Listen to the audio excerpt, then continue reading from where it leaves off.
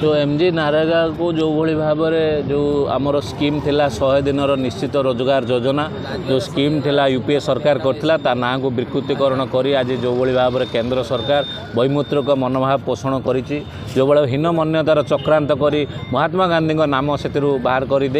125 दिन कहूँ कि योजना कर 40% शेयर स्टेट गवर्नमेंट को दे देछि जो भली भाव में 40% शेयर स्टेट गवर्नमेंट केबे भी दे पारिबनी आम राज्य कारण आम राज्यर अवस्था एमती जे आमर स्कूल शिक्षक ना कॉलेज रे लेक्चर ना मेडिकल रे डाक्तर ना चाषी मानक बिजुली फ्री भी दे पारना कौन सी जिनस आम गरीब रु गरीब आम पैसा हरलुट चलती किंतु वर्तमान से जो स्कीम योजनाटा को से संपूर्ण भाव में बुड़े देवाई चाहते ता विरुद्ध में आमर दाबी है 400 टंका आमर प्रतिदिन मजूरी फिक्स करूँ आ 125 दिन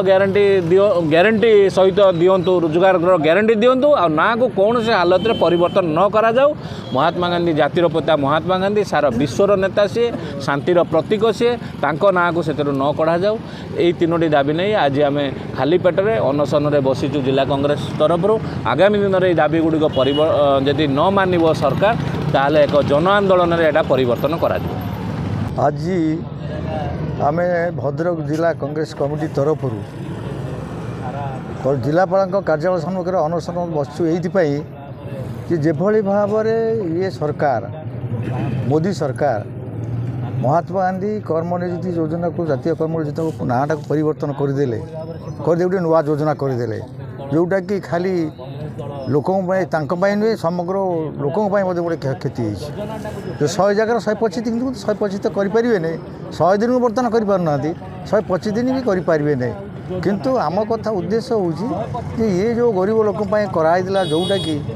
समस्त उपकार लगुला समस्त 100 दिन कम करुले जो मैंने कम कर पारे कौन परिस्थिति 15 दिन भितर भत्ता दि जाऊला कि आमर दाबी हूँ कि से जो योजनाटी करा जाइथिला 2005 मसीह डॉक्टर मनमोहन सिंह जो प्रधानमंत्री थे से समय 20 वर्ष तले जो योजना कराइला जहाँटा कि समस्त उपकार करला गरीब लोक खटिया साधारण लोक ये योजना कराइला जोटा समस्त उपकृत होते एभली कि जो आप जो कोरोना पीरियड लोक मैंने बहु उपकृत होते जोटा कि उठेदेले जोटा कि ये चाहते जे भारत वर्ष सबू जो योजना उठे ता ना मोदी करदेव जोटा कि आप जानते गुजरात रे जो पटेल थिला जो स्टेडियम टाक उठे देखो ता ना नरेंद्र मोदी स्टेडियम कर देते आज यही दृष्टि आम कांग्रेस दल तक आम आंदोलन करूँ आंदोलन थे करूँ आज अनशन बसु खाली एटी नुहे समग्र ओडिशा में आंदोलन चली अनशन बसुँच जे पर्यंत मनरेगा नाटा नई पुनर्बार नई से पर्यंत आम कांग्रेस दल तक अनशन जारी आंदोलन जारी दरकार पड़े ये कांग्रेस दल आराध कर से पर्यटन योजना कार्यकारी न जाति विभाग प्रदेश कांग्रेस कमिटी देखु आज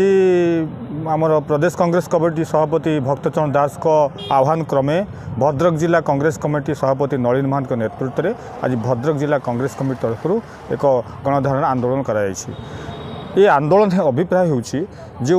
महात्मा गांधी निश्चित कर्मनियुक्ति योजना नाम को परिवर्तन करा आपण माने जानिथिबे विगत 20 वर्ष पूर्वे डॉक्टर मनमोहन सिंह के नेतृत्व में खाद्य सुरक्षा आईन माध्यम योजनाटीर शुभारंभ करा ये योजनाटीर मुख्य लक्ष्य थिला जे ग्रामांचल जो लोक माने रहउछंती जो अभाव लोक माने रहउछंती से माने किपरि भाव में तांको गुजरान मेंटेवा पई से माने तांकर चाउल हो कि राशन सामग्री से माने पाइबे किंतु बड़ दुख और परितापर विषय यही कि ये सरकार ये नरेंद्र मोदी सरकार और ये बीजेपी सरकार आज से योजनाटी को नाम परिवर्तन करने को जाऊँगी जहाँ आमको कोठारघात कर समग्र देशवासी को आज कोठारघात कर आजिका दिन में लोक मैंने सरकार बोली से कहते कि वास्तव में आप देखु आज कौन लोक मैंने कम कर आज देखु आजिका दिन में देखिए कौ जगह लोक मैंने सुरक्षित नुहति ना सरकार देखुची बर्तमान धान मंडी कथा आप देखो आजिका दिन में आज 10 तारिख हो गलानी आज्ञा भद्रक जिले में मंडी खुला ही पाइला नहीं धान लोक बिकी पाइले ना तेणु ये लोक सरकार जो सरकार थिला टोकन भी लोक पाई पाइले नहीं तेणु ये कि सरकार द्वितीय कथा है आजिका दिन आप पॉल्यूशन नाम आज लोक मान मोटा अंकरे गोटे फाइन आदाय करा यहाँ कौन लोक लुटिया कथा नुहे जदि सी लोकटा कि सरकार है लोक सरकार यह लोक सरकार नुहे निज पॉकेट को पूरण करिया सरकार ये आरी माने आज भयभीत कारण देखो ये जो सरकार रहिला